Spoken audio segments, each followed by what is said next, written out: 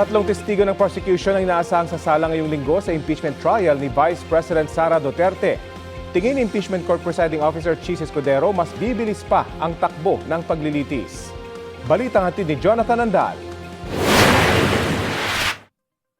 Sa unang 3 araw ng impeachment trial, iisang testigo pa lang ang sumalang, si NBI Senior Agent John Mark Calilong. Ngayong linggo naman, inaasahang sasalang sina NBI Regional Director Jeremy Lotoc, Office of the Vice President Chief of Staff Attorney Zulaika Lopez at Belinda Bello ng Legislative Security Bureau ng House of Representatives. Ang suwestyon ni Senator Ping Lacson, ipag-standby na sa Senado ang mga nakalinyang testigo kada linggo para maisalang na kung maagang matapos ang isa.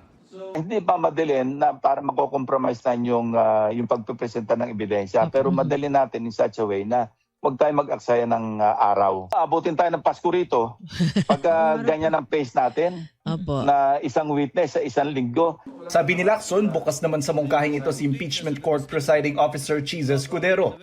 Sa kanyang podcast, si Escudero na mismo nagsabi na bibilis na ng bahagya ang impeachment trial. Tinataya ko na sana matapos ito bago mag-Nobyembre o Disyembre. Pero hindi ko kaya magsalita ng patapos. Depende yan sa ebidensyang naisipresenta ng magkabilang panig. Sa inaasahang pagharap ni Lopez sa impeachment court ngayong linggo, pupunta rin kaya si Duterte? Wala kami sa totoo lang na idea kung pupunta siya. Ang balita lang namin ay nag-inquire sila kung pwede sila magdala ng catering, ref, coffee maker, and Noong Huwebes, nagpunta sa Senado si Lopez para sa mga hiling nilang sariling catering, refrigerator at iba pa.